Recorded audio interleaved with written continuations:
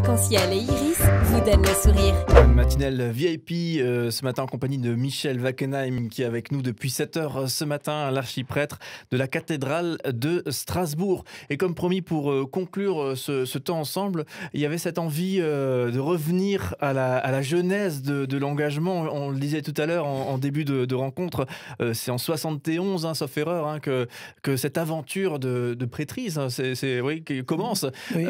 Alors justement, comment est-ce qu'on décide d'un tel engagement qui va nous porter par la suite pendant une cinquantaine d'années? Alors, cher Cédric, je vais commencer par vous décevoir. Je n'ai jamais eu de coup de foudre. Je n'ai jamais rencontré quelqu'un, ou même le Seigneur, qui m'a dit « Ah, il faut que tu sois prêtre ». Je n'ai jamais rien vécu de tel. D'autres l'ont vécu. J'ai eu des témoignages de prêtres qui m'ont dit « Ah, mais moi, c'est au Mont-Saint-Odile, par exemple. Mont-Saint-Odile, j'avais 7 ans et quelque chose s'est passé en moi et j'ai senti l'appel à devenir prêtre. » Voilà, bon, je respecte tout à fait ça et je le crois. Mais moi, je n'ai jamais vécu ça. Non, pas du tout.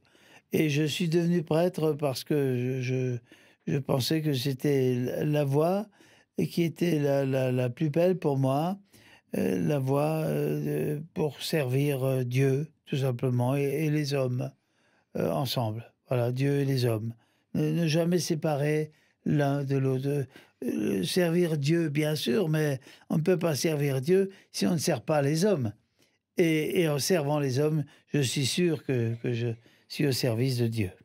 Est-ce que vous avez eu des surprises? J'imagine que oui, mais est-ce que justement l'engagement que vous imaginiez au départ, eh bien, ça a été une réalité dans ces 50 années où il y a eu des grandes surprises? Ah ben, la surprise, Cédric, et je crois qu'on en a parlé tout à l'heure, la surprise pour moi, ça a été tout simplement les églises qui se vidaient le dimanche.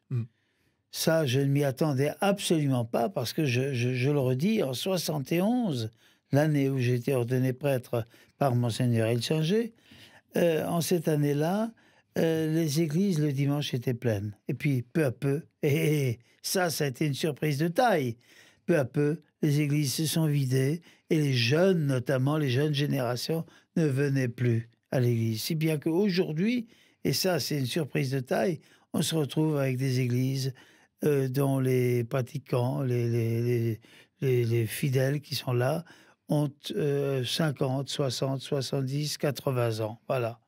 Et ça, c'est une réalité à laquelle vraiment, je ne pensais pas lorsque j'étais ordonné prêtre en 71.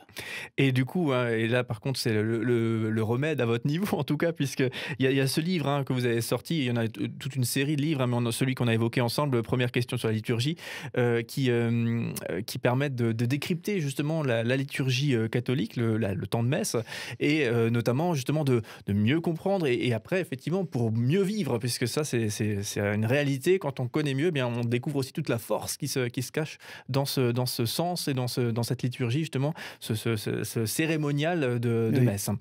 Voilà, donc en tout cas, Michel Wackenheim, merci beaucoup d'avoir été avec nous pour cette matinale VIP. Vraiment, c'était extraordinaire. Merci Cédric de m'avoir invité. Et d'ailleurs, revenez bien sûr quand vous voulez. Il faudra, puisqu'on parlait tout à l'heure, la retraite, si j'ai bien compris, arrive l'année prochaine, en 2021. Oui, parfaitement. Ouais. Donc il faudra qu'on fera une émission spéciale justement pour revenir sur tout ça et pour célébrer ce temps à vos côtés.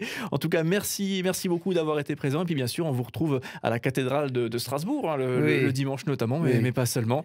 Voilà, à bientôt et bonne continuation et bonne suite aussi en direction de cette dernière année en tant qu'archiprêtre de la cathédrale de Strasbourg. Cédric, à bientôt.